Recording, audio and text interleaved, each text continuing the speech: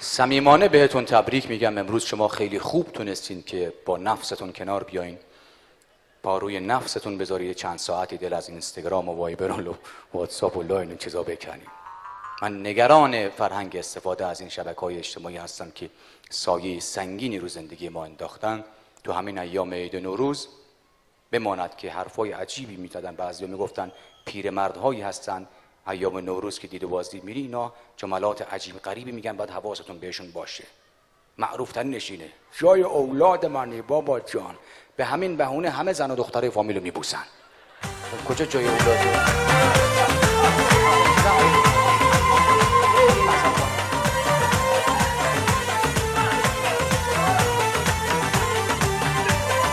شله این دستو بالای مامان.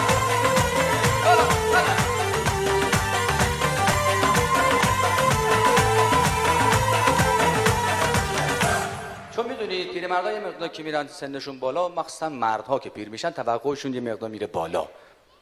لذا میگه جای اولاد منی بابا جان. رفیق من میگفت صف آبربانک بودم، پیرمرده نمیتونه، چشاش خوب نمیدید، گفت پسرم یه موجودی برای من میگیری بابا؟ گرفتم کلا 15000 تومان تو حسابش. گفتم پدر جان 15000 تومان. گفت توف به قبر بابات با این موجودی گرفتنت. فکر میکنه مثلا اون مقصر بوده که مثلا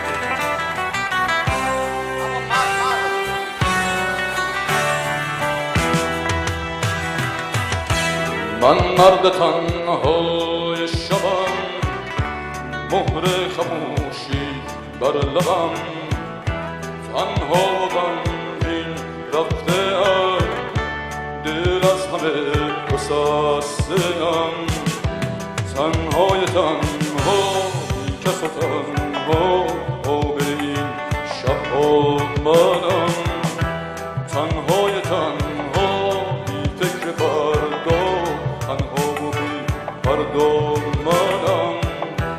من مرد تنهای شبم.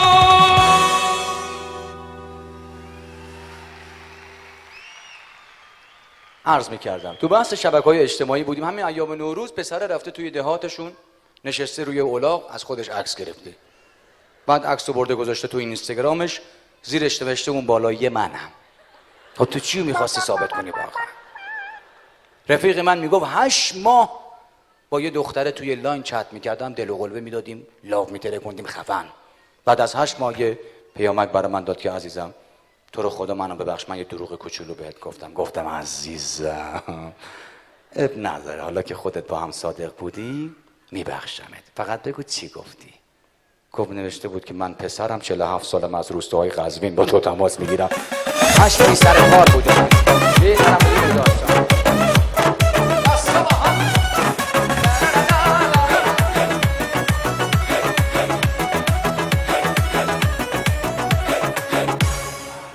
یکی از رفقا میگفت کاش خداوند قبل از اینکه ما رو از این دنیا ببره یه 5 دقیقه به ما فرصت بده گوشیامون رو پاک کنیم، فرمت کنیم. و الله میگفت نه تنها برامون مجلس ختم نمیگیرن که جنازه‌مون هم آتیش میزنن. خودت میدونی چه حالت. آقا وقت نیست دیگه، خواهش می‌کنم. بله، صحبت از شبکه‌های اجتماعی بود. جمله جالب جایی من میخوندم که تفسیر این روزهای ما بود که در خصوصی که چطور میتونیم از این شبکه‌ها به نحو احسن استفاده کنیم و چه خطری در واقع متوجه ماست. میگفت وقتی که از ابزار مدرن استفاده سنتی میشه یا از ابزار سنتی استفاده مدرن، کار به اینجا میکشه. یعنی واضح تر این که ماشین راننده امروز، جاده دیروز و ماشین فردا. آیا ما به مقصد خواهیم رسید؟ من فکر میکنم انشاءالله با ترویج فرهنگ مطالعه خیلی از مشکلاتی که الان گریبانگیر جامعه هست برطرف میشه. من چند دقیقه به یه سازمان دعوت شدن، یه جلسه بحران گرفته بودن که بعضی از پرسنل سر جلسه ها حتی سرشون تو وایبر و واتساپ و اینجور جاهاست و داره جلسه یک موضوع مهمی رو مطرح میکنه، داره میخنده، جوک جدید اومده مثلا. چقدر این درد میتونه باشه و کار مفید تو اداره چقدر هست. من تبریک میگم به شما خوبان که بانک پاسارگاد سالیان سال جزء بهترین بانک هاست و پرسنلش جزء متعهدترین پرسنل بانک های کشور هستن. افتخار خودتون و بانک بزرگ پاسارگاد دست بسیار قشنگ.